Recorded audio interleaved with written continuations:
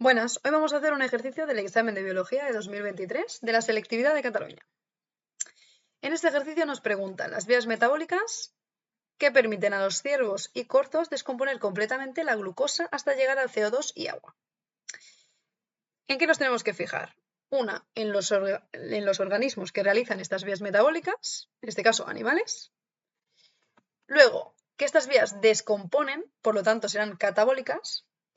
El sustrato inicial será la glucosa y el producto final CO2 y el agua. Luego nos pregunta en qué vía metabólica se genera CO2, en qué vía se genera el agua y finalmente el balance energético global. Muy bien, antes de explicar las vías metabólicas, me parece importante mencionar que no hace falta que te aprendas absolutamente todas las enzimas y los sustratos intermediarios y todo de las vías metabólicas. Lo importante para la selectividad es aprenderse el sustrato inicial, el producto final, todo lo que se gasta y todo lo que se obtiene, ¿de acuerdo? En el caso de la glicólisis, este proceso parte de la glucosa y se obtienen 2 moles de piruvato, ¿sí? ¿Qué se gasta? 2 ATP y se producen 4 ATP. Por lo tanto, balance neto será 2 ATP. ¿Qué más se obtiene? Tenemos aquí el cofactor NAD, que se reduce, es decir, coge electrones, entonces pasa a ser NADH, es decir, su forma reducida, ¿de acuerdo? ¿Qué más se obtiene? Aquí 2 moléculas de agua, ¿vale? ¿Por qué no lo he apuntado? Más tarde os explicaré por qué no lo he apuntado, ¿de acuerdo? Muy bien, estos NAD, ¿qué hacen? Cargado de electrones, van a la cadena transportadora de electrones, ¿sí? Que esta vía metabólica, más tarde hablaremos de ella. Muy bien, ¿qué es importante también? Perdón. Es importante este 2, ¿sí? ¿Por qué? Porque ahora todos los procesos que vienen van a ser por mol de piruvato. Y como tenemos 2 moles de piruvato, se va a producir de nuevo, se van a repetir, ¿sí? Esto que hace que los productos se multipliquen por 2, ¿sí? Y a veces hay confusiones, en según qué tablas de balance energético y demás, hay confusiones y es importante. Entonces, ¿qué tenemos aquí? El piruvato se oxida o se descarboxila a partir de esta vía metabólica, ¿sí? En la que se genera CO2, ¿sí? Y NADH, de nuevo, coge electrones, ¿sí? Que será la cadena transportadora de electrones, ¿sí? ¿Cómo se produce un NADH? Y tenemos 2 moles de piruvato. Esto se produce 2 veces y se obtienen 2 NADH. Muy bien. Ahora tenemos acetil-CoA, ¿sí? La próxima vía metabólica, ¿vale? A partir de la cual vamos a seguir degradando, ¿sí? Que es lo que nos piden, degradar completamente, será el ciclo de Krebs, ¿vale? En esta vía que obtenemos también moléculas de agua por aquí que se gastan y que se producen y que se gastan. Por otro lado, CO2, también 3 NADH, ¿sí? 1, 2, 3. Como se repite, serán 3 por 2, 6. También otro cofactor nuevo que cogerá electrones y se irá a la cadena transportadora de electrones, FADH2, como se produce uno y el ciclo de Krebs se repite, porque tenemos 2 moles de piruvato, serán 2 FADH2. Y se genera un GTP o ATP, como se repite, serán 2 ATP. ¿Sí? Muy bien. ¿Cómo es que no he apuntado nada del agua? Si os dais cuenta, en la glicólisis se generan 2 moles de agua, 2 moléculas de agua.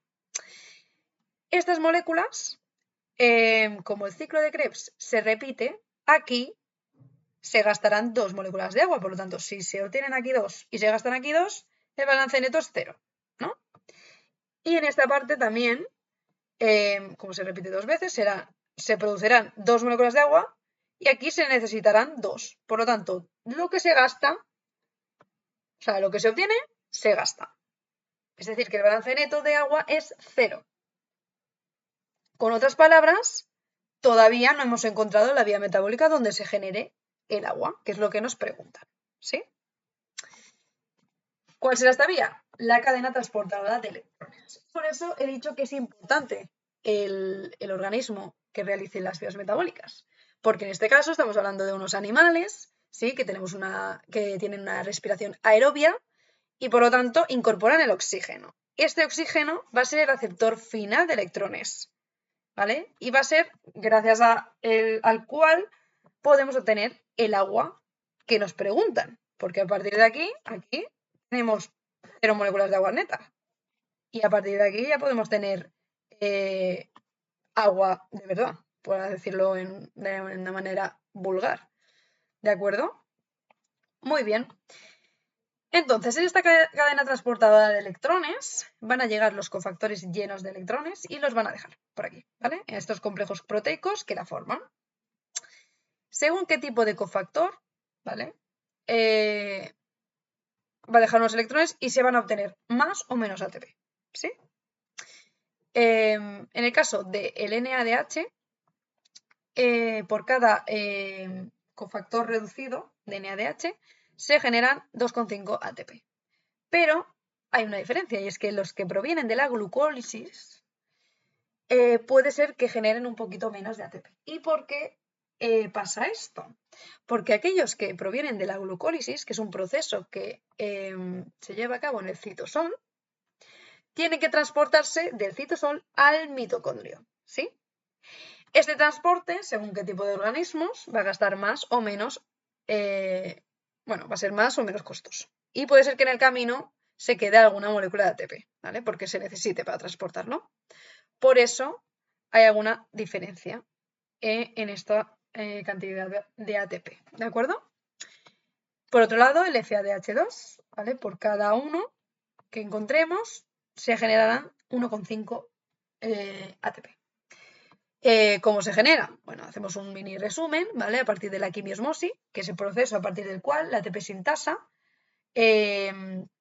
a partir del gradiente de protones, funciona y puede generar ATP, ¿de acuerdo? Muy bien, entonces, aquí tenéis una tabla resumen, ¿vale? Donde ponemos los ATP generados según qué tipo de vía metabólica esté sucediendo, ¿sí?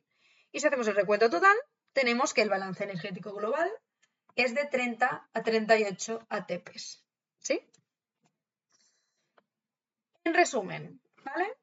Las vías metabólicas que nos pedían en la primera pregunta son la glicólisis, el ciclo de Krebs o oxidación del piruvato más ciclo de Krebs. ¿Por qué lo pongo así? Porque en según qué sitios, si dices ciclo de Krebs, ya dan por hecho que la oxidación del piruvato se produce, pero de todas formas yo lo pondría, ¿de acuerdo?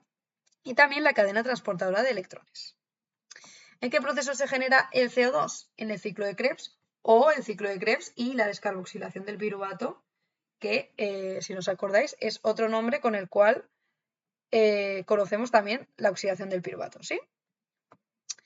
¿En qué proceso se genera el H2O? Es decir, el agua, en la cadena transportadora de electrones, porque ya hemos visto antes que el balance neto de agua, sin tener en cuenta la cadena transportadora de electrones, es 0, ¿de acuerdo? ¿Qué balance energético global tenemos después de todas estas vías metabólicas? Entre 30 y 38 ATPs, ¿de acuerdo? Muy bien. En la descripción os he dejado las referencias, algunos artículos para que podáis indagar más y algún vídeo que explica muy bien y más en profundidad estas vías metabólicas. ¿Qué es necesario para responder estas preguntas? No, pero tal vez os ayudan a entender mucho mejor estas vías metabólicas. ¿De acuerdo? Bueno, hasta otra.